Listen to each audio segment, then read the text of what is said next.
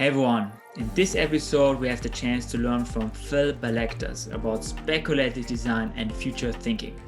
Phil works as an experience design director for McKinsey in San Francisco, where he's working on new collaboration models to inform future strategic initiatives. Besides that, he's also the founder of the Design Futures initiative, which creates meetups around the world and even an annual conference on the intersection of design and future thinking to inform around the impact of ethics, the environment, politics, and even the economic impact of future products and services. In the past, he has gained experience working on UX/UI in Silicon Valley, for instance, as a design director at GE Aviation. In the episode, we talk about speculative design, and Phil shares inspiring points of views why the practice is basically more important than ever in a world that's increasingly changing by new technologies. But also we touch on how to communicate the value of speculative design in a design process. So the reason for that is if you don't think about where you're heading and only work on the next MVP and the next release of your product, you are never aware of the future of the overall business and the context the business has to navigate in. So speculative design basically helps to visualize and explore both the positive and the negative outcomes of potential futures, basically to empower business and policy makers to make the right decisions. I hope you enjoy the episode. Hi, Phil. Thank you so much for taking your time. Hi, Sebastian. Thank you. Thanks for inviting me. Yeah, absolutely pleasure to speak to you. Really looking forward to speak to you about speculative design, about designing futures, all of your experiences that you gathered in your career. But I think it would be really great for the audience if you could just set some context and maybe talk a little bit about your journey, where you came from, and a little bit the steps along the journey.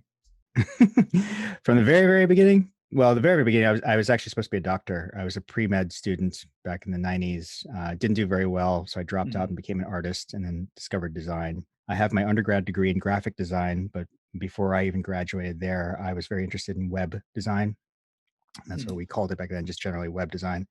So I was building a lot of websites. I started my own consultancy, which was really just me and a couple of friends building websites for people.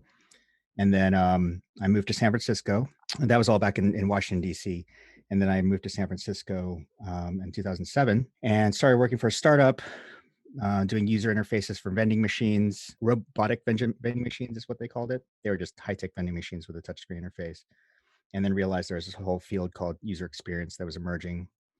My group was dubbed the user experience design group. So I realized that there was this whole discipline that I didn't really know a lot about, even though I'd been doing web design for years, but there's a whole research aspect of it and design thinking, which I didn't know what any of that meant. So I checked back into school and got my master's at the California College of Arts. And it was there that I had to come up with a thesis. And, I really wanted to go back and get my master's because I wanted to be like really smart at one thing. I had a lot of friends doing dissertations, and so I looked around for a thesis program so I could study one topic. And when I was thinking about the topic that I wanted to explore, I knew I was interested in the future because I liked science fiction and I just liked everything that had to do with future. And I was really interested in future technology and stuff. But I didn't really know how to formulate a thesis around it. So I took some time, and I was still working for the vending machine company, and we had a network of machines in Japan. And I said, what better place to go and discover the future than Tokyo, Japan? Because I always felt like Tokyo was very futuristic. So I went there and I spent a month literally walking around the city. I had bought a Japan rail pass, so I was able to traverse from Tokyo to Kyoto to Osaka, all the way down to Hiroshima, and then back all the way up to Tokyo, and trying to figure out like what the hell am I going to do my thesis on. And I found a fancy vending machine there that had like machine learning and was sort of suggesting things to buy. And that was sort of the impetus of what launched me into futures. So I was just like, wow, this is really crazy. What does it mean for a vending machine to be reading people's faces and telling you what to do? And I found a lot of connections between like Google and how Google's sort of like channeling you down this path based on your interactions with it. Along that time, I did a lot of research and discovered critical design, speculative and critical design. And that was fascinating to me. But most of the work that I'd been seeing was coming out of the Royal College of Art. Anthony Dunn and Fiona Raby's work in the Designing Interactions program back there, and was just fascinated with most of the artists' work that was coming out of that program. But I didn't know how to do it. So I realized that it was very powerful. It's a different type of design, trying to investigate future interactions, different types of futures and what that meant for us as designers. And, beyond that, they just looked really interesting. And though they looked a lot like art objects, I thought it was really interesting. So I did my whole thesis around it. I wasn't very good at it. I did my thesis book, and because there's no one taught me it, I just had to reverse engineer the projects and try to understand, like, what are they thinking about when they created this, this thing. And like, I wasn't quite sure what I was doing. So I just tried to make up my own methodologies from what I'd found online. And by the end of the year, I presented my thesis, and there was a lot of just blank stares across the room. And there are some questions like, well, what does this all mean, Phil? And I said, so it was on data and identity wrapped in a vehicle of critical design. I did several projects. I did a short film. I did some interactive prototypes, all investigating this idea of identity and what digital identity meant in the future, how it could be commodified, how it could be sort of subverted and exploited. And they were all kind of weird little projects that were just saying one thing, that, we should be careful about this. If we keep going down this path, there could be some really nefarious activities that could really take advantage of us. This was back in 2009, mind you, 2009, 2010.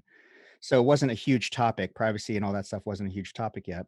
And so that was it. I answered the question, and I said, we just need to be careful. We need to be transparent about our policies and what we're doing with people's data, and just be mindful about people who might take advantage of us, and not sensitize society down the wrong path. I wasn't very excited about some of the reactions that I got, so I put it away. After I graduated, I got my diploma, and I tucked my thesis book into my library, and I forgot about it. And I got a job in Silicon Valley, and did software for a couple of years. And then around 2015, I had sort of had this revelation coming of age, where I was like, I'm not doing the work I want to be doing. I want to make more impact on the world. What should I do? And the last time that I was really excited about anything was speculative design, because it was so new and fresh to me. So I started this meetup in San Francisco, and I was like, you know what? Screw it. I'm going to do this. And if people show up, great. And if they don't, then I'll stop doing it, and let's just be another signal that this stuff is not worth it to anybody else except for me and those people in Europe. But that became a success, and our meetups grew in popularity, and then we did our conference and all that stuff. Meanwhile, I started working for GE at the time, General Electric, in a very it's a very intimidating environment, working with a lot of PhDs and professors and stuff. And I hadn't brought futures in there, but I'd tried it out in a couple of different areas, and had some successes and failures. But that was the first time I started to really think about, like, this is a very important strategic tool. And I think we can actually use this. Can actually be part of our design thinking toolkit. And I think I can make a case for it, but I'm gonna have to smuggle it in to our workshops, and I might have to teach people about it, and change the vocabulary and change the language, so people will understand how to do it and not be like, "Oh, that's just art." Yeah, and then from there, I left GE and then went over to McKinsey, and I've been doing it there, and we can talk about what I've been doing there Sure. lately. Yeah. I mean, one of the things I found very interesting is that you said you were inspired by these machines and kind of futuristic thinking. But then you went for design education, right? Which is kind of interesting, right? So, what actually is super interesting, when you were doing your thesis around speculative design, not a whole lot of people did speculative design back then. When you were actually doing it, did you come across processes that you can use for speculative design back then? Because nowadays, a lot of people talk about speculative design, and there are much more processes in place to do speculative design. I feel more established processes. How was it back then? Was there some kind of tools you could pull from, methods you maybe saw in the area of science or other areas? No. No, there wasn't like the speculative design method. There Mhm. wasn't like the framework for this is how you do it. I had found some methodologies, like the futures cone is just a diagram. It's not really a synthesis or brainstorming methodology.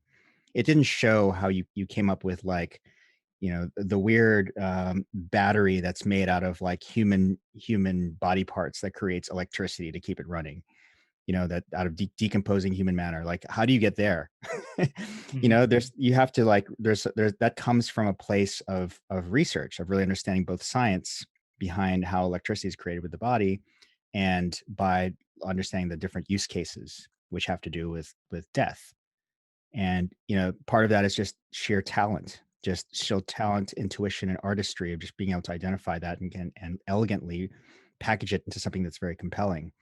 I didn't have that. I was just trying to understand analytically, technically, how do you do this stuff? And so I did a lot of just traditional brainstorming methods, coming up with generative ideas and trying to figure out how to get there and trying to extract some of the more taboo topics like death, like religion. A lot of my work within the digital identity space had to do with like what happens to your identity, your digital self once it gets online.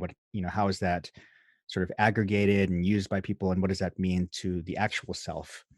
And what does it mean after you as a human body go away, and what does it mean for generations to come? Those are the kind of questions I'm asking. Those are the kind of things that I felt like weren't really being addressed by digital identity at the time. So taboo topics was sort of a way to get there. However you got there, I just had to figure it out. And like I said, I wasn't very good at it. Plus I had to sort of battle with my professors who were just discovering what this work was and trying to figure out if this is valuable for me as a thesis direction. They didn't really get it, and they're like, this isn't going to make you money, this isn't going to get you a job, it's just purely for provocation and just critical thinking. And they couldn't understand it. So there's all that, and I had to make many compromises along the way. But that was a good lesson, because here in business in corporate America, you don't come in there with critical design work and say, this is what we should do. You have to make compromises with the way that you deliver the message, the way that you talk about it. Otherwise, no one's going to listen to you and invest in you. So maybe for the people who don't know what speculative design is, could you give maybe just a brief outline in terms of the definition of speculative design? Every time I get asked that question, I always get a little bit nervous because there's so many different ways to Yeah. to talk about it. But it's a way of, I hate saying future, because it's not necessarily about speculating about design products and services in the future. It could be design products and services in the now, but alternate nows as well. Something that's speculative is something that doesn't exist yet. So there's the traditional definition, which is sort of unfortunately too hard linked to critical design. Critical design, sometimes called speculative and critical design, is really a process and a type of artifact or immersive experience that is really created for provocation, for critical thinking or critical investigation. It proposes a what if question. So we will tell you about this object that exists in the future based on some fact. Like the UN says in the next 40 years, we're going to have to create 70% more food for the people of Earth. That number is probably way different today. That's a statistic from 2007. Mhm. What will happen? What does that mean for society? What will society have to do to start to compromise for that, or to get more food, to produce more food, and still kind of balance the ecosystems? And so you might come up with a service, and I'm referring to something that I talk about a lot from Dunn and Raby, called foragers. And foragers was really just a subculture of humans who are using chemical processes of animals. So the way the animals digest the food and extract nutrients and proteins and vitamins. What if you could take that and harness that into an object that you wear on your back and forage the land with it? So you don't have to come up. I mean, it's possible, probably, right? You don't have to really prove the science of it, Mhm. but it's an idea. It's a speculation. What if it could do that? What would it look like?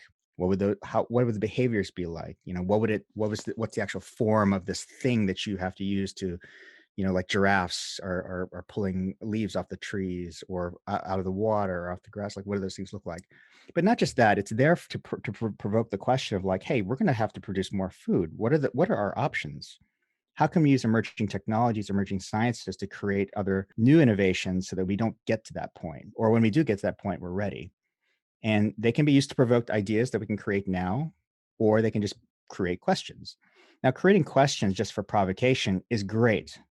It's great to stimulate a conversation, but today well, I don't want to say you make money off a conversation, but you can't change an agenda with just a conversation. You really need to mobilize it. And I think that's the one thing that's missing in the biggest debate around speculative design is like, oh, it's just for art, or it's just for a conversation, just to ask what if. But the problem we've been trying to solve is how do we create that vision in any sort of future and change what we're doing today so that we can avert ourselves from the negative futures and create more positive futures, create more innovation today, create better policies today, involve more people, make better tomorrows.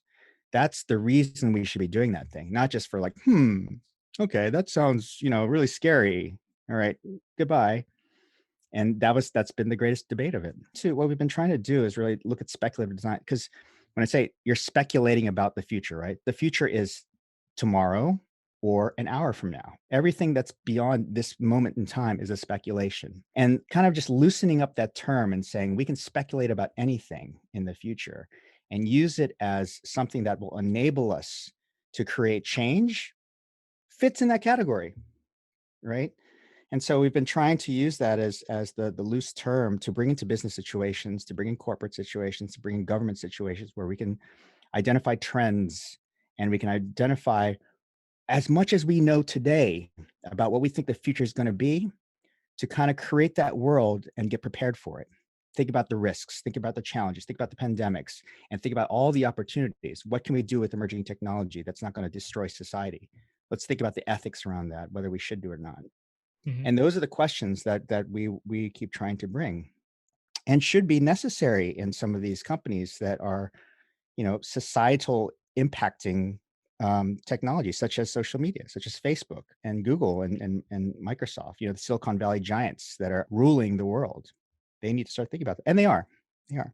Maybe not always through the lens of speculative design, but we're starting to unearth some very important conversations around AI and ethics, which is great.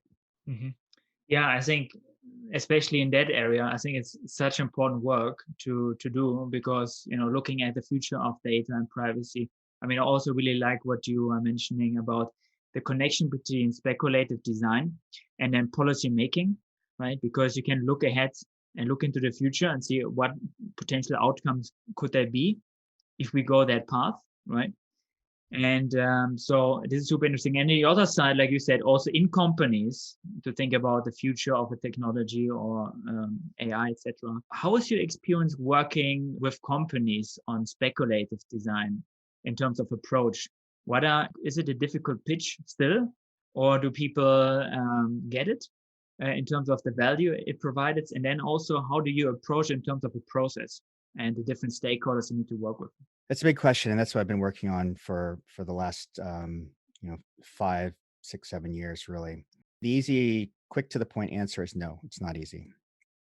Speculative design, and let's just reframe that as futures thinking, because another thing we've been thinking about is just speculative design alone won't always move the needle. We're Hmm. trying to talk more about strategic foresight, which is a very mature discipline, mostly taught Hmm. in business schools as sort of the I hate to generalize it, but there's a lot of like analytical thinking, trends, and quantitative value that I think strategic foresight helps us discover so that we can build the world based on data and then put those speculative designs into that world. In business situations, corporate situations where design thinking is the king, and then you bring this new process that seems very like science fiction or futury, it's not always easy to sell them on something that might happen 5 years from now.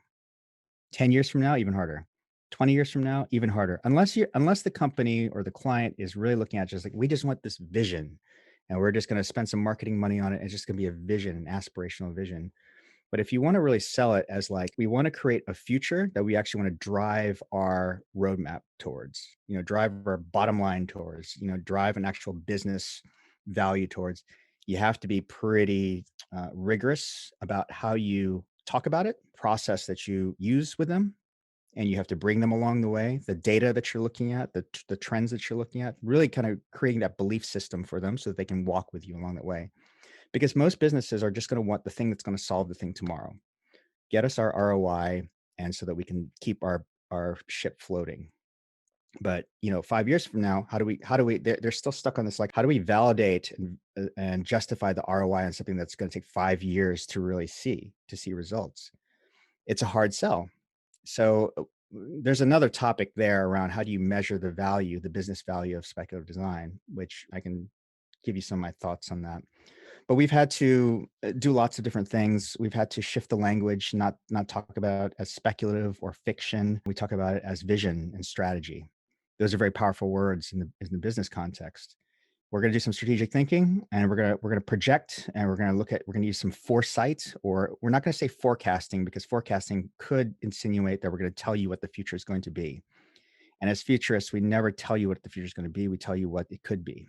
We outline possibilities, some of them very rigorously built on data sets, and some of them just very speculative. But we try to leave that open also, so we don't, so we don't get in trouble, because we are also wrong too, right? We don't always know what's going to be. Like, we didn't predict. We're all the futurists that predicted the pandemic. Like, we'd all be in trouble right now, you know. And I'm sure a lot of people were like, "Why didn't you predict this?" But yeah, so there's a lot of that, and there's a lot that we've discovered around, like I said earlier, walking your clients, your colleagues, whoever it might be, through the process collaboratively, all along the way, exposing them the methodology, exposing to them how you're getting to these answers, or these provocations, or these perspectives of the future. Because a lot of us, whether you're working with science and working with researchers on what the emerging tech is, and the possibilities of it, or you're looking at trends in the world, and aggregating them and saying, like, we believe this is what's going to affect the world, this is going to be a major influencer. They have to be bought into that belief also, so that they can, once you say, like, okay, we've built up the world, now that you know what it's going to be like, here's a product, here's a speculative product, here's a speculative market, here's a speculative service that you can take advantage of, or might be a disruptor for you. This could take your business away. And the other part of that is using things that your company or client are sensitive to. So if it's like, I always use the example of airlines, because I did a lot of work in aviation, talking about passengers, passengers buying tickets. What's going to affect your passengers of the future from buying your tickets? Because that's what they live off of. When it's like, oil and gas, what's going to affect, like, shortage in oil production? Consumers, what's going to change the waves of consumers, of how they buy into your product? Is it social media going to be the influencer? How do we understand the behaviors of the younger people today, so that in 5 years, those adults, or whatever, we know them well enough that we can predict what they're going to do, or give them what they want when they want it. So whatever it is they care about, those are the things that are going to be like, okay, I'm going to listen now, because you're saying the words that I care about. And so it's a little bit, like I said, it's a little bit of a magic show of trying to just kind of, I don't want to say trick them, but use the things that they really care about, so that they can care about a lot of other important things that will matter to the business. Super interesting. I had recently had an episode with Kevin Betoon on the intersection of business and design, and how designers should collaborate, or can better collaborate with business stakeholders. And one of the key topics there was power of language and communication. And if we as designers use the language of businesses, we are better off articulating the value of design, obviously, because we talk in their language, right? Mhm. So, and I think you were mentioning a couple of these examples when you said you don't call it, speculative design, you call it actually, strategic foresight, for example, right? Which actually I know some other service and speculative design are doing as well. When you talk to these people, right, you talk about risk, right, for the business, right, looking at potential negative sides of the business in the long run, right, evaluating these risks and basically communicating the value of that towards the business. Is that basically one of the principles that you try basically to phrase it different? It's all about the framing, right? Absolutely. Oh, absolutely. I mean, there's a lot of examples of businesses that are afraid of being disrupted or displaced by a new technology, whether Mm. it be like workers being displaced by AI, robots, or like just other types of emerging autonomous vehicles replacing drive cars that you need drivers with. When you think about it in terms of markets, what's this going to change to your markets or your customers? Then that's very important, right? That those are very business words. The market, right? That's your selling platform. That's the environment that you're operating in. When you talk about that, like, how do we prepare for a market that in the next 5 years we think this technology is going to completely displace us? We're going to be out of business. There you go. That whole sentence of words right there can be very, like, inflammatory to a business's strategy. And so these are the tools that can help it. And typically, you're relying on business analysts to create these projections, right? There are these charts with, hockey stick charts and stuff, and they do the same work. They're analyzing what they think is going to happen with investments and consumer buying power, and what's going to happen to their market, and then they give back these PowerPoint decks to the and the business changes their strategy. No different is that from strategic foresight and speculative design. The only difference is our outputs are a little bit different. Like, Yeah. we're going Yeah. to tell you all that. Maybe not use as many Excel charts or boring PowerPoint charts, but we're Yeah. going to tell you all that. We're going to paint you a vision of that world, and we're going to put some products and services and even future people into that world, so you can really understand what it's like to live in that world and start to ask more questions, not just like how is our business going to survive, but how can we get ahead of the game and take advantage of what we think these opportunities are, and also think about the many risks. Now, when you're thinking about the future and you're doing these kind of implications mappings, there could be so many, right?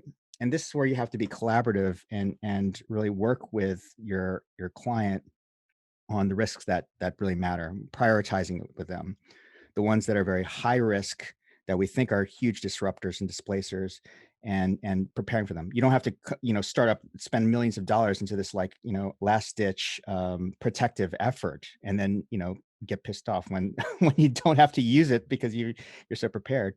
But you Yeah. can at least be aware of them, right? Like, we did this work 5 years ago. We're aware of this rising competition, and we sort of met that challenge early on, very carefully. And I think that's part of the problem. It's like, we do a lot of this work and it's like, where do we invest our money in? Like, oh my God, the world's so scary, or there's so many opportunities. And businesses have to start to understand that, like, just like any other strategic planning, prioritizing what you care about, what's a real risk, and what's kind of sort of just on the fringes, is very important. Even with speculative design projects, you don't, it's nice to put these things in the world and show them the product response to a potential risk. But if it's too far out there, you know, companies aren't gonna believe it. If it's like the black swan, yeah, companies might not believe it. And so you have to create a very practical belief system for them. Does that make sense? Yeah, absolutely. I mean, you have to understand the audience as well, right? I think if you go very far, it might be difficult for them to understand. I guess that really also depends on the people you work with, I assume, and the kind of context that you kind of navigating in. And I think it touches so many of the kind of core skills of designers, right? I mean, very often, I recently had an episode around the value of visualization, and because it helps people, when you design a vision, strategic design about the future, it doesn't always have to be the exact future where we go to, but at least, and I think that's the important part, it gives everyone something to speak about, right? Mhm. So it's a visualization of what it could be. I think that is true in speculative design, but then also if you work in strategic design, you will with some different business stakeholders in a meeting, and we speak about something that could happen, or a certain business problem, or a certain idea. As designers, we're able to quickly visualize it, right? We can make a doodle on a napkin. We can go to the whiteboard, kind of draw it out. We can basically help people with imagination, because we can visualize these things. And this vision and this visualization doesn't have to be correct. It's just Mhm. basically a picture of the moment, and basically brings us one step further to align everyone. Because what happens if you have a lot of people speaking about a theoretical future is that everyone has a different image in their mind, right? Mhm. Somebody imagines Mhm. it this way, someone imagines it that way.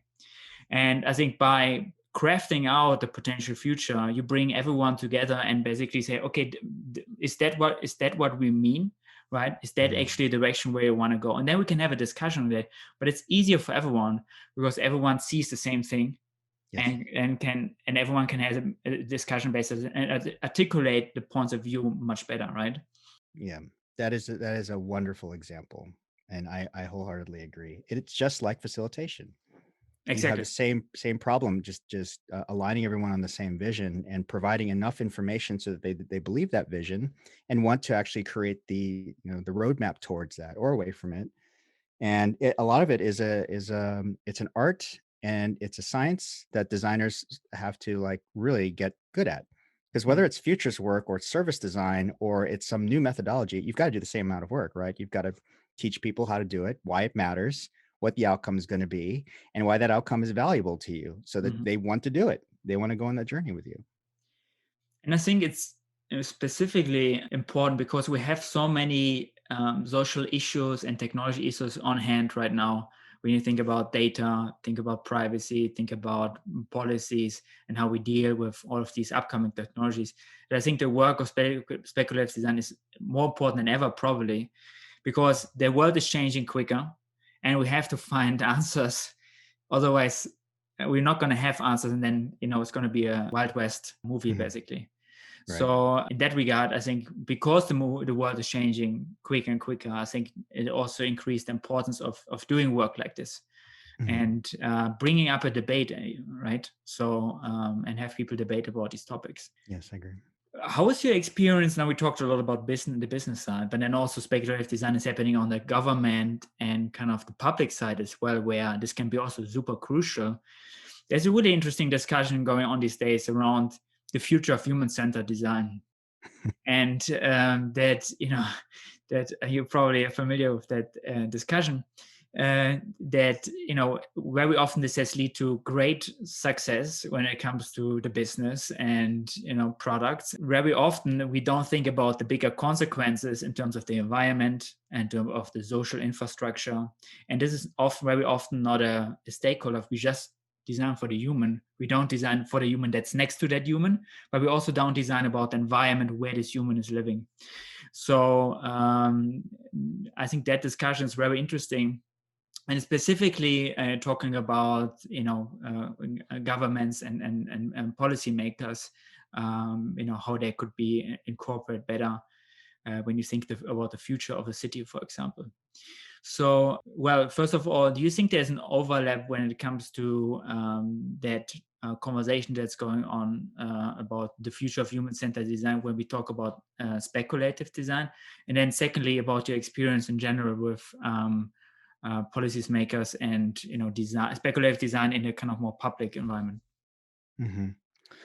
Well, I'm not going to sit here and poo-poo on human-centered design and design thinking, because I think there's a lot of discourse right now happening around that, and a lot of people are trying to debunk the validity and usefulness of human-centered design thinking today. I mean, the way I would sort of frame that is that we have this toolkit that we've been using and has been evolving over several decades now, or a few decades now, and we keep adding to it ourselves. And granted, there's still this like human at the center, designed for your user, empathy and all that stuff. There's still value in that. Like, we still need empathy. We still need to understand people, and we still need to do ethnography and do Yeah. all that work.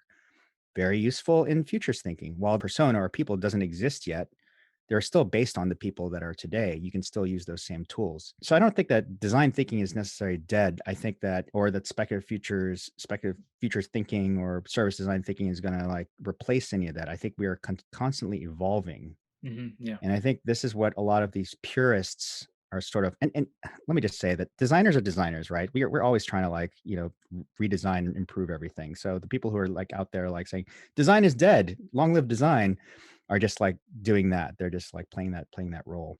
But also more power to them, because we keep trying to ask ourselves, how do we make things better, adapt to change, adapt to the world around us, think about bigger, more wicked problems.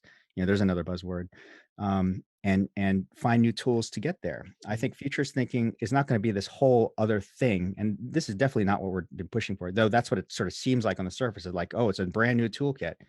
I think what it is that our tools going to evolve into incorporating futures tools, into incorporating long-term strategies, long-term thinking, into incorporating business as a major component of business, environment, politics, all that stuff as major investigation points for design.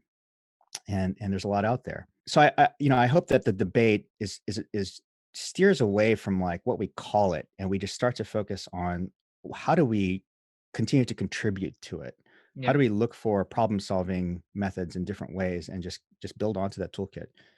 It's going to splinter, just like UI designer became different from a UX designer, from a researcher and all that stuff. We might have a speculative designer, it might be a futures designer, who knows, who cares at this point. Let's just get the work done, Yeah. and let's solve the big problems. And there's quite a hill, still a battle to face with getting stakeholders on board and proving that, but we'll figure it out at some point. Yeah. We are.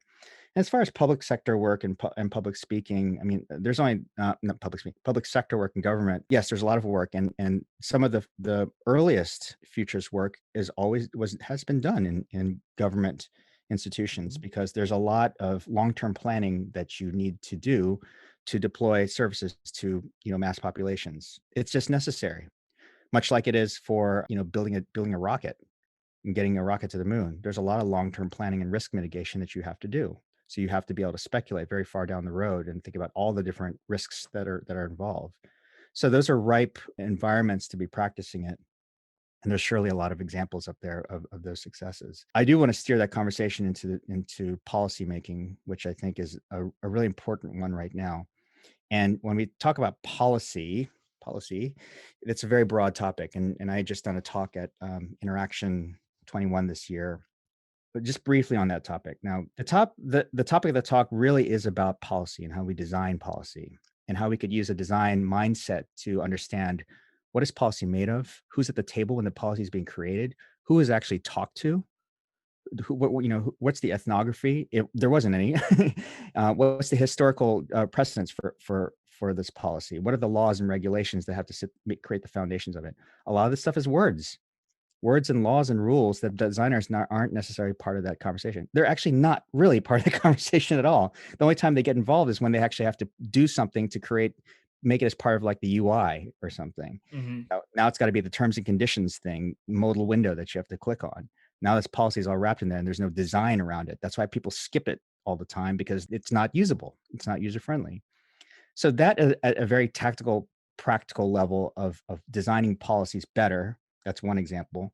But I think there's a greater challenge and a greater opportunity for designers to help policymakers design that policy using user research, using synthesis methods, trying to make sense of things, using inclusion, understanding diversity, and like how does that actually evolve over time, and not accepting that policy is hard, fast, etched in stone, that it should be malleable and flexible to evolve over time with the changing societal movements, with the changing perspectives. Because just like the word ethics, it is Mhm. a social construct. What we believe is a rule today was not a rule, 100 years ago. We Mhm. have changed as a society and reconstructed what we call ethics and laws and rules based on what we all believe, we have all consented to believe should be codified as a law rule. And it's got to change. Policies will need to continue to evolve, just like our constitution needs to change. You know, the Mhm. the the amendment the right to bear arms has to change because of the problems that it has created constitutionally. So we can start to look at policies as products almost, Mhm. and that might be kind of a weird way of looking at it. Mhm. If we start to apply that mindset of product design to policy making, maybe we can create better policies that are flexible and can actually serve the people that really need to serve it, or be malleable enough for it to work for more people than less people, and protect more people. And I think there's a huge opportunity there. No, I mean, it's super interesting. And I think it's such an important topic for designers to be involved there, because I think we can help, right? We can't do all of the work that's so important, that there are other stakeholders that actually implement and work on these areas. But having designers involved in that area can greatly help, I think, in terms of policy making, making sure we think about more stakeholders, think about inclusion, diversity, and think about potential futures. And I really like what you said about the policy as a product, right? I mean, you're applying basically a process that is very common for designers, but then the outcome is not a shiny product, it's not a shiny interface, policy, right? And it's kind Yeah. of interesting to think of an output of design.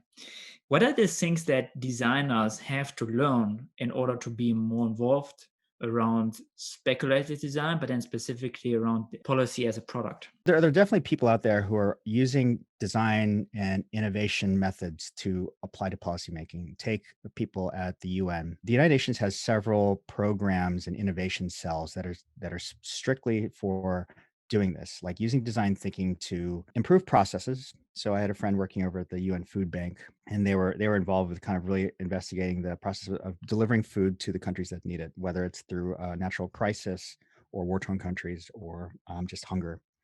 and trying to use it to optimize the delivery of it. So that's just one. That's just a process wise, but they are invested this type of thinking. We did some work.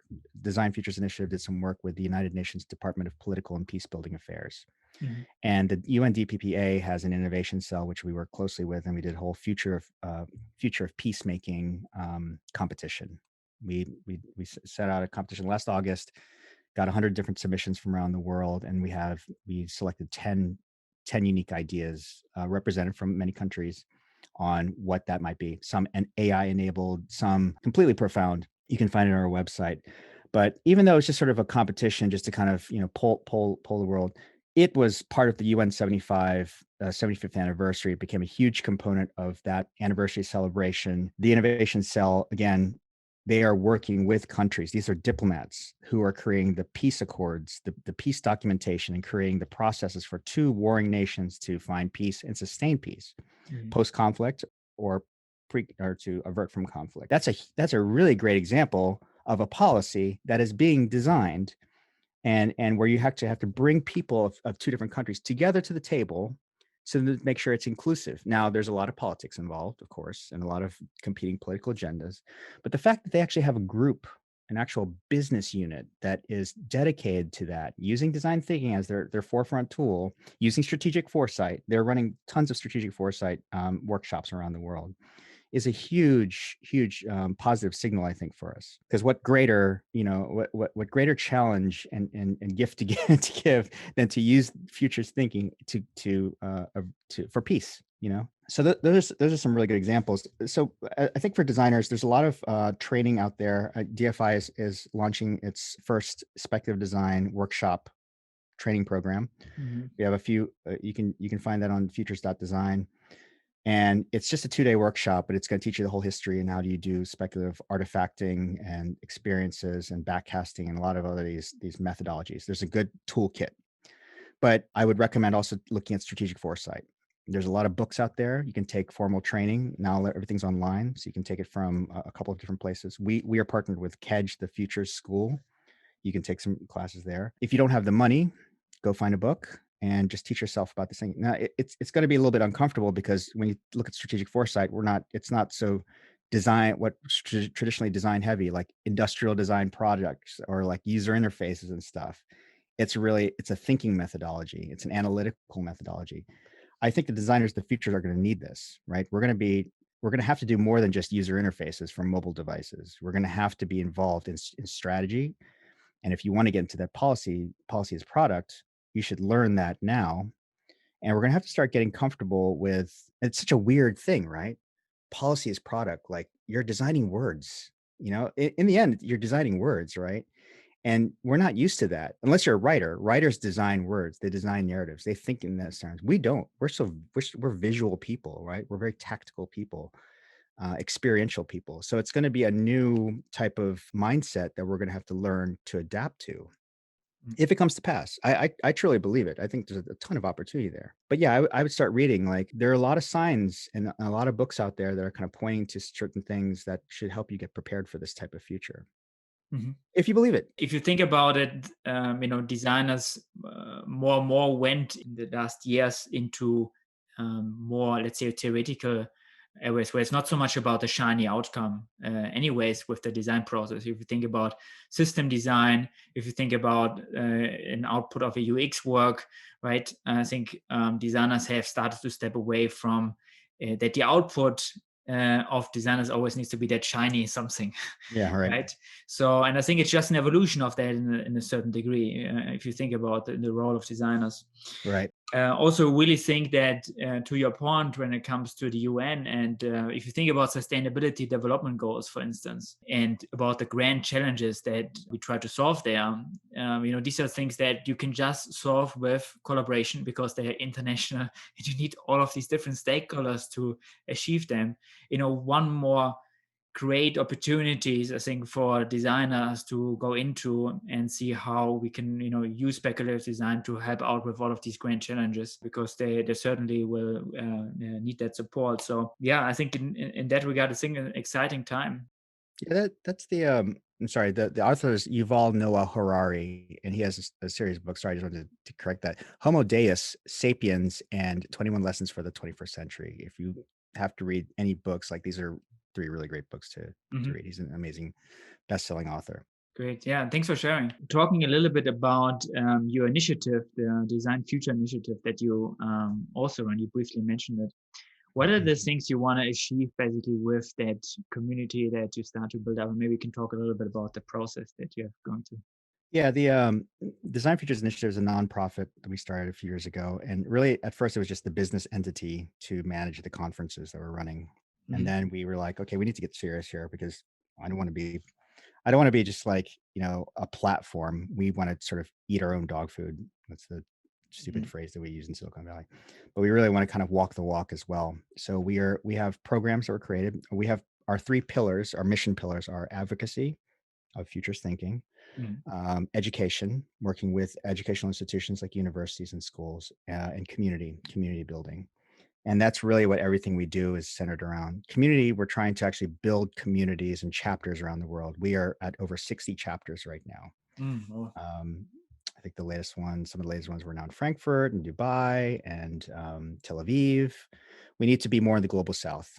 So we don't have a massive outreach program, but we really hope that more people are going to stand up in the global south, in Africa and India, Southeast Asia, and really say, I want to do this stuff and form communities there. And we want to help them create that. For education, we're working with children. We're creating some programs for children to teach them about futures thinking, not in the like corporate sense, but how to use future methodology to look into the future and be strategic about your futures. We worked with at-risk youth, and we're working on something with kids with disabilities also, because some people who sometimes feel like they have very dark futures that are very on a singular path, teaching them how to mhm. look at many alternatives and kind of create strategies around that as they grow into adulthood. The education, the training, we're working with college students. We're trying to work more with universities, but like I said, collaboration and partnership is part of also our DNA and our ethos, and we really are not trying to be competitive with folks like Institute for the Future or Singularity or some of these other organizations that are popping up. We really want to work with other people to grow the platform. We don't believe in like, we're not trying to own anything.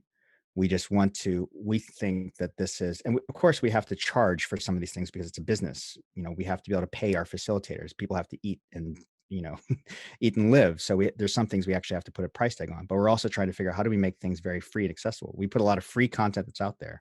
I have a podcast that I do where I interview futurists all the time, and that's free. And I do that all on my own. And we have content that we put on Vimeo that's free.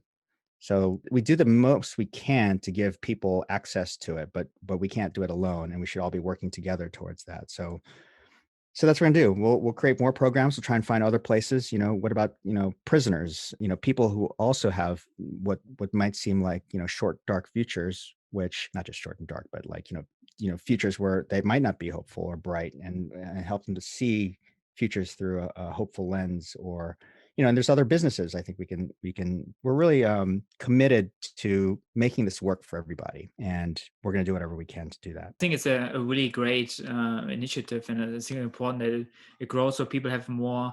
I think the goals are around awareness, right? Giving people more awareness around the topic, but then also an access point where they can join a community to learn more about speculative design Yes. and grow themselves, and also find maybe role models in the industries where they can say, okay, we have certain people who are actually already practitioner in the area of speculative design I could learn from, and then highlighting these people, right?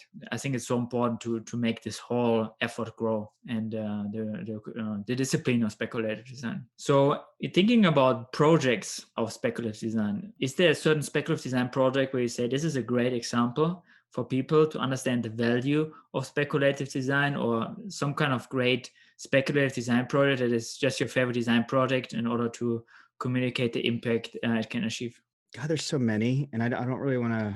I don't know if I can really call any one project out. I feel like I've been talking about the same projects for so long, so I don't want to say anything that's in any of my talks that are online. Yeah, there's a lot. I think so. I'm not going to call it a particular project, but I'm going to talk about some speculative work that's happening in industries that I think are going to be very important. Yeah. Mhm. So there's a lot of work in synthetic biology, in biology in general. Mhm. So when we think about like, I was talking to Hugh Dubberly the other day, who is one of the, he worked at Apple under John Scully. He was pre pre Steve Jobs, and he helped design the video for called the Apple Knowledge Navigator, which was like a very early prototype of the iPad.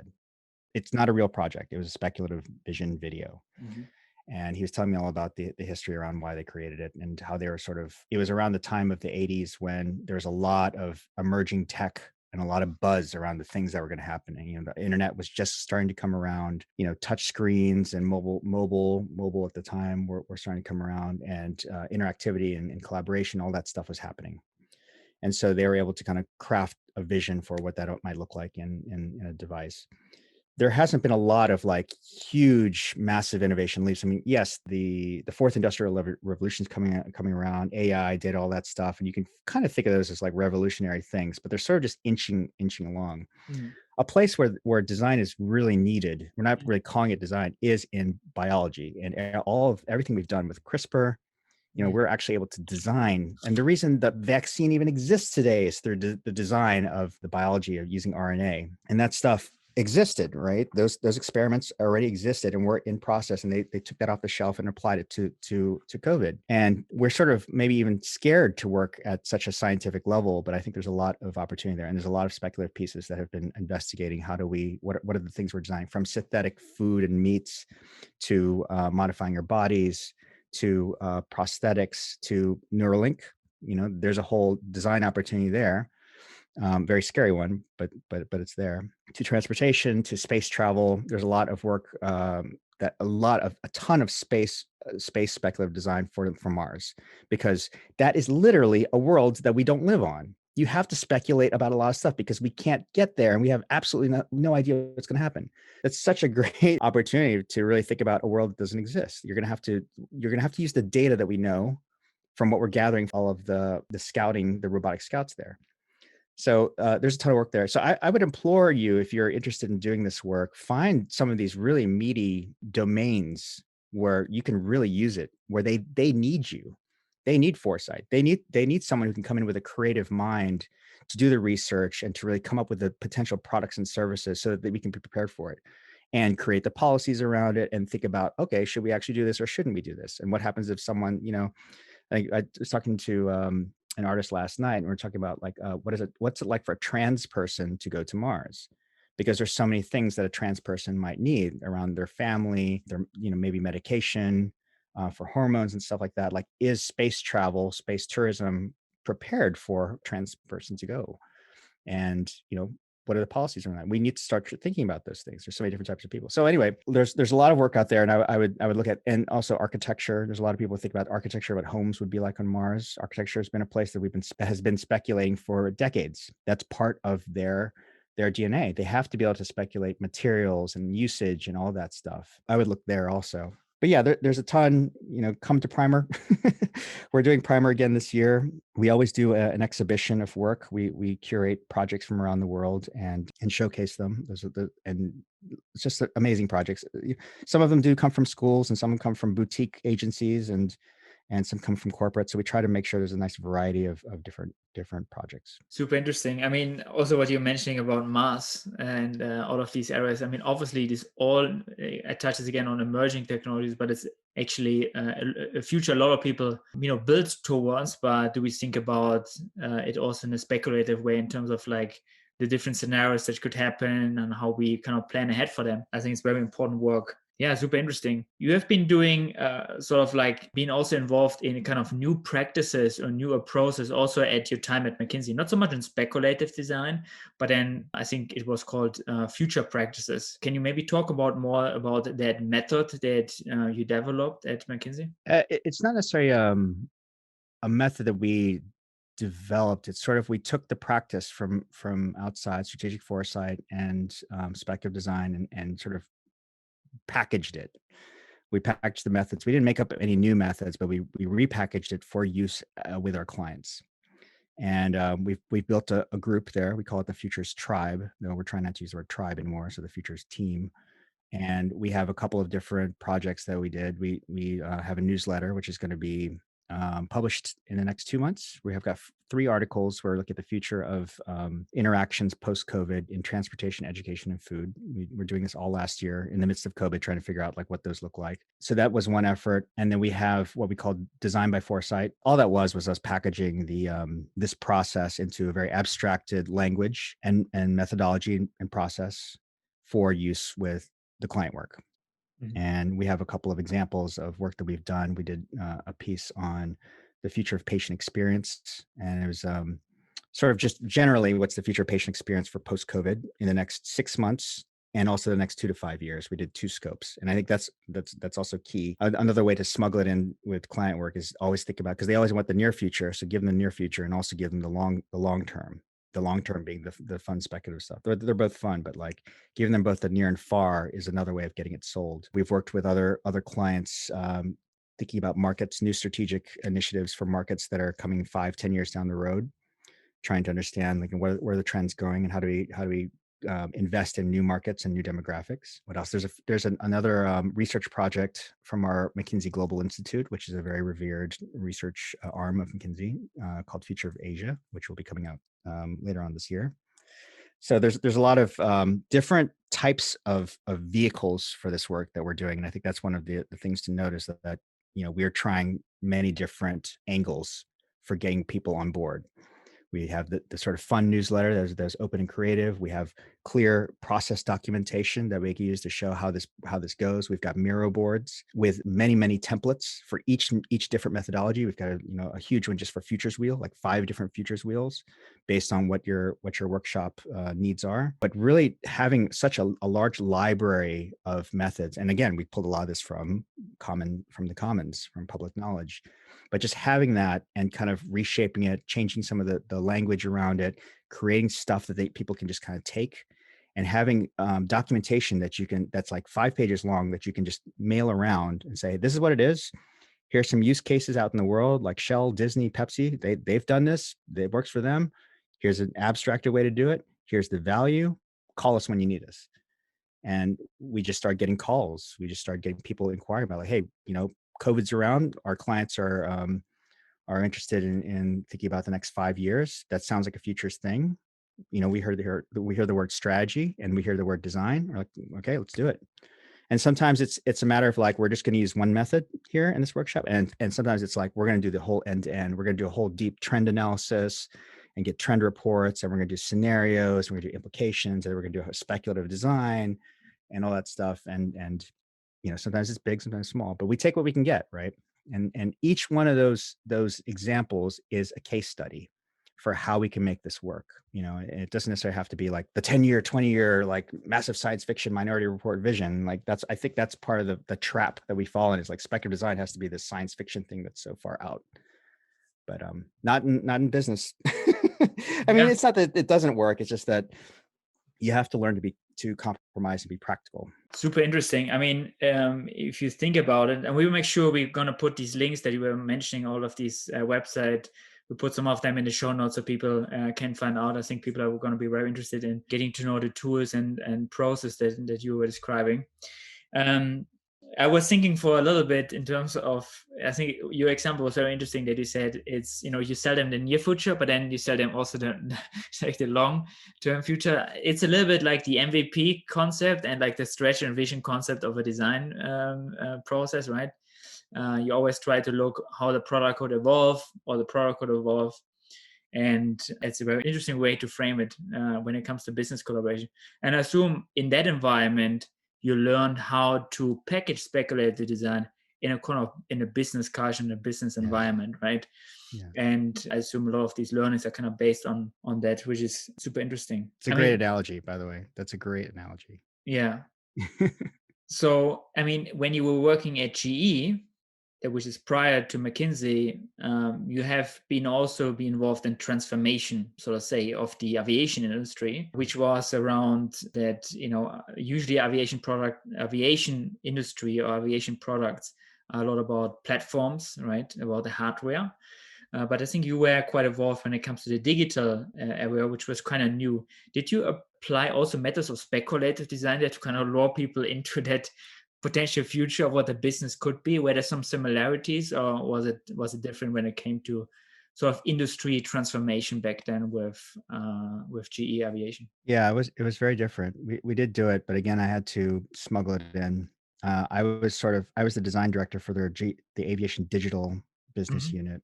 So the business unit of aviation, which was building the jet engines, wanted to start investing in software and data analytics platforms, and I was hired on to build teams and kind of teach them design thinking, all that stuff. Again, we called it vision and strategy. And it wasn't necessarily always 5 years out. It was like 2 years out, 3 years out. And it was part of the design thinking, problem solving, road mapping exercise. We would be called in to work with an airline, and we had our Predix platform at the time. And we were basically selling that to the airline, but the airline, we had to figure out where do we use it. So we come up with an ambiguous problem. They would help us find a problem to solve with data and analytics. And we would do that workshop exercise, and we would call it design thinking. And I would say, okay, well, let's think about the next 2 to 3 years, and who our customers are, and how this product. It's basically a product strategy session, right? But what I was doing was really kind of doing a speculative workshop with them. We were planning out the deployment of a platform to solve a particular operational problem over the next 2 to 3 years, starting with the 3 year mark. What does it actually look like in 3 years? And I would start in the 3 year mark also. Like, what's our vision? What's our like aspiration for this? And let's look at it through the lens of implications, the lens of our future users, the lens of the needs, the business needs, everything that we think was going to evolve towards that future. And I would use backcasting to backcast into the present to outline the milestones and infrastructures that are necessary for that to happen. That is future. That's what we do in futures. We come up with a future vision and we backcast into the present. And while it was all sort of around system architecture and how we're going to be using data and building towards that, that's what it was.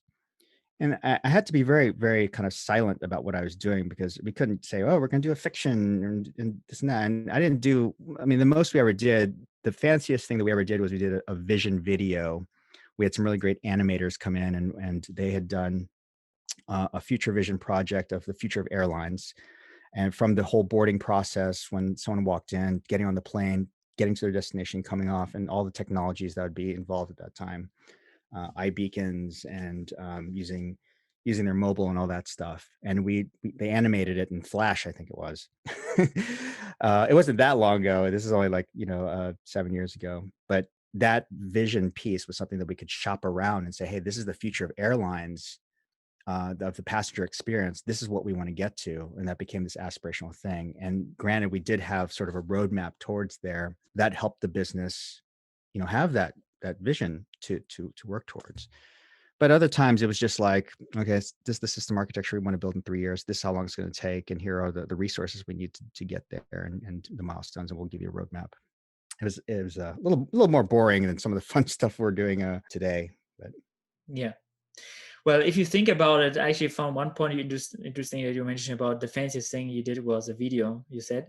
I mean, if you think about it, if you think about the output artifacts of speculative design, I think the aspect of communication, creating a narrative, creating a story in order to basically bring a potential future across are becoming very important output aspects of speculative designer compared to brushing up something in Photoshop, and all of these different things. It's more about it's storyboarding and kind of, I mean, movies and kind of videos are a great output method for speculative design, right? the videos are good because they're narrative. Like, you just, Yeah. to digest it, you just sit there and let it play. So they've got you can get a lot of traction out of a video, and it's Yeah. it's immersive too.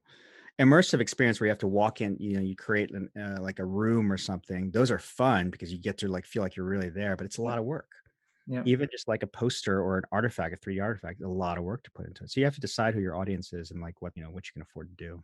Yeah, absolutely. And if you think about, I mean, I had a couple of episodes here with people that were into entrepreneurship and launching ventures with having design very early on involved. And what happened very often is that if you talk about entrepreneurship, maybe it was an internal video at a company that went viral, they made a product out of it. So that happened, for example, in one of the episodes around YouTube Kids, and of a story about how YouTube Kids got launched. But then also when it comes to entrepreneurship and people that just started complete new ventures and then use design very early on, design and prototyping to communicate towards investors and other people, and the importance of bringing trust into everyone, because everyone can see the artifact that it's going to be. They still have to do all the heavy work to make it happen, but we can see Hmm. what it could be, right? And we start to Hmm. believe in that idea. Do you see any Hmm. kind of correlation between the role of speculative design and what you see in startups and venture capital in a certain way? Yeah, just design prototyping, you mean? I mean, yeah, certain way, but then also about, I mean, speculative design, you look even further, right? You're trying to contextualize where this idea could go, and it's I think it's a broader scope than just designing a prototype, I think. Yeah, yeah. I mean, it's visioning, right? I Yeah. think it's the same thing, and that's why I think that maybe at some point we're gonna have to stop calling it speculative design.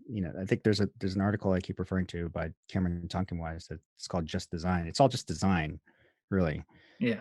Yeah, I mean, I think there's a lot of opportunity there. I think businesses should be speculating about the future, not just thinking about how do we get this thing out the door tomorrow, but really what's the impact on society, impact on the environment. I think the powerful versions of speculative design that people may not always be willing to invest in are the ones that uncover the really hard questions like ethics and policies and potential Yeah. pitfalls.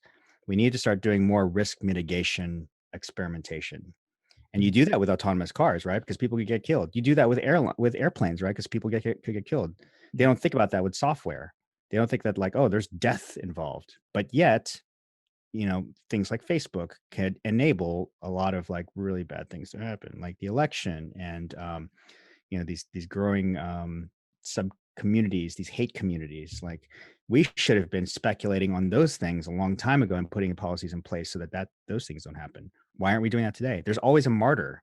Like we always have to wait for a trauma to happen for us to actually like do something about it. Why can't we doing that risk mitigation today? Is it not worth it?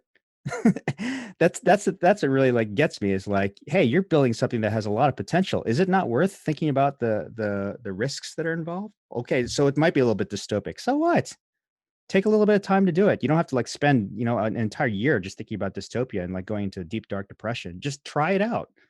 Try thinking about what the implications are. Prioritize what the worst implications are and see if you can come up with some tactics to mitigate that now, because yeah, your product could be very successful and great, more power to you, but you could also have a very negative impact on certain things. And it doesn't mean that you're creating a weapon. Just like work on it. And the key here is to continue to monitor its progress over time, monitor how your policies are working, and make sure that you're right or that there's something you haven't missed. And that's the thing, is like you have to constantly like the future keeps changing. Every day the future is changing. And you have to keep monitoring, like, are we on the right path? Did we think about this thing?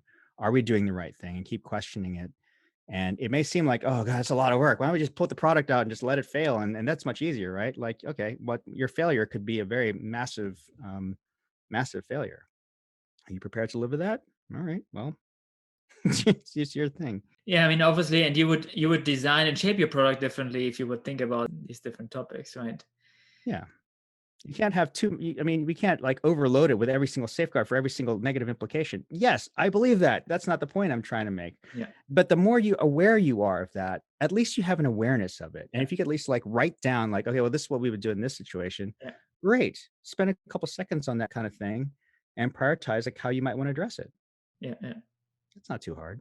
Yeah, there was an interesting quote I read, a piece of an article I read recently from Mark Cuban, who talked about that as a business, you always want to anticipate how someone else would put you out of business. So basically, I mean, that's just another approach of speculative design towards, I mean, just communicating it towards business stakeholders in terms of the Yeah. value. You constantly you want to be aware of these risks, right? Yeah. And these market shifts that could happen. And I think what's also interesting is that I think one of the things why it's maybe also tough for a lot of people to speculate is that you need to know the processes. So the awareness is low of the general topic.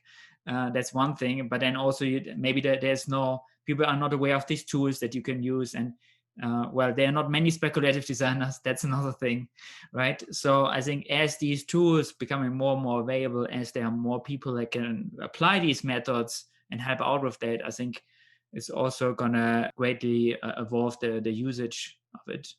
So it's very exciting, I think. Another thing about speculative design is that, you know, it also feels that it's kind of the different side of agile, if you think about it, because as designers, we have very often, you know, working in an agile method. So we think about what are we doing next 2 weeks, next week, right? Right. Which Right. feature do we launch in 1 month?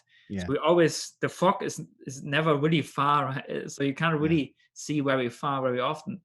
So with speculative design, you put away all the fog, right? You try to look Yeah. into the future, which is very different to, I think, how recently a lot of designers have been working, or have been basically been asked to work in the kind of a new environment, Yeah. and the business, which is also very interesting. So it kind of opens up a completely different way for designers to work with. And But I like the analogy that you made with the MVP. So I think there's yeah, a relationship between what you're saying here with agile and that, where like you come up with the future vision, but then backcast into the present, think about what's the MVP towards that future vision, and then we can still practice the agile.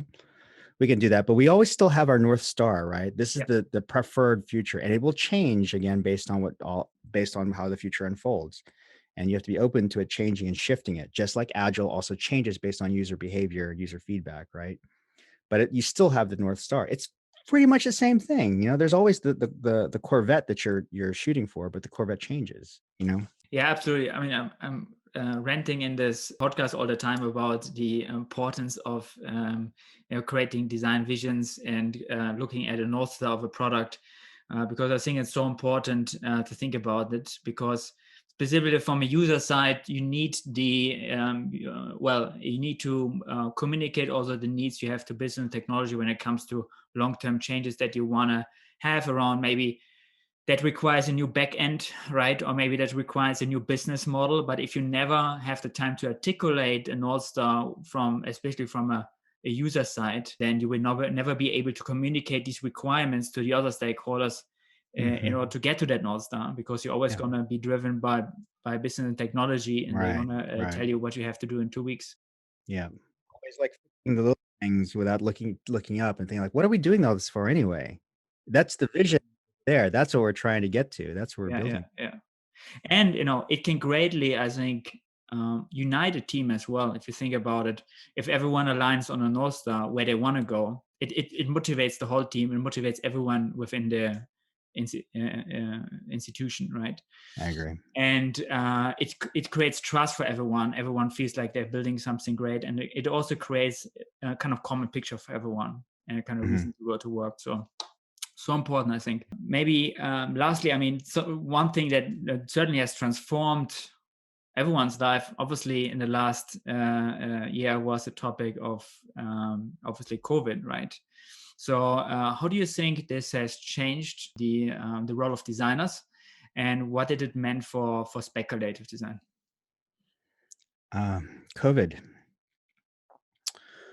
Well, I mean, there was a lot of like trying to get on with business as usual with COVID, and sort of having to balance the new working parameters of being at home, being with children, and having to homeschool and all that stuff. So I think just from a working perspective, there's that. We've seen a lot of interest now in futures thinking because of COVID, because companies are trying to figure out how to reopen into the pandemic, and also not just reopen and recover and save their business, but how do they sustain through a post-pandemic and be prepared for a next pandemic, a potential next pandemic, or a next surge and all that stuff. So there's a ton of opportunity there. I think there's probably a lot of designers and companies out there that don't realize, like, hey, there's a toolkit out there that can help you do that. They're going to help you reopen. Let's just use design as design and think about like what's the parameters today that we have to design around. Plus, how do we use like long-term thinking to think about what are the trends and what potential negative implications that if they happen, will we be prepared? What are our how do we apply the first aid at that point? So there's a lot of like COVID speculation right now, as well as products. Like, okay, what if we've got to wear masks forever? Like, I think Will I Am just put out a really cool mask that's got LEDs and HEPA filters and has, really high-end headphones that cost $300. So he's like really thinking ahead of like what consumers are going to want to invest in. And so there's some fun things like that. There's some fun things to kind of think about what's happening in public spaces, like social distancing and architecture and ventilation, and how it's going to change the transportation experience and just like the social experience. And we'll address some of these in our McKinsey newsletter that we're putting out on food and transportation. But I think there's so many opportunities there, right? That new things that we have to design around for public and health safety, as well as like the future of business. Businesses in this, like their whole remote environment, hybrid environments, there's so much opportunity there. And it's scary to think about that we may not be getting back to normal in the next, anytime soon, but someone's got to design around that. We still have to move on. So I'd be taking advantage of that everywhere that I can. Even remote events and collaboration, this kind of thing that we're doing right now, there's a ton of opportunity there. Zoom has been like, leading a lot of this from the very beginning, but there's lots of new platforms that are coming out, new ways to interact and collaborate that are happening. And I think I'd love to see what design could do to make this experience a lot more palatable. How do we replace the thing that we're missing the most, which is human contact, through this platform, and try to regain some of those senses. Super interesting. Thanks for sharing. I would love to continue talking to you, Phil. We've been going on for, I think it could be the longest episode on Design Rise. I'm not so sure. We have to wrap it up because of time. But I really appreciate your insights that you shared. I would have loved to continue to go on here. But thank you so much. Yeah, thank you, Sebastian. It's really an honor to be on your podcast, and really love the conversations too. I wish I could continue talking too. All right, that was the episode. Thank you so much for tuning in. If you enjoyed the episode, make sure you give it a thumbs up and let me know in the comments or by tagging me in the post what were the biggest learnings for you in the episode. I'm always super curious about that. If the episode provided you a lot of value, make sure to follow and subscribe and share it with friends or others so they also have the chance to learn and grow themselves. All right, until next time, cheers.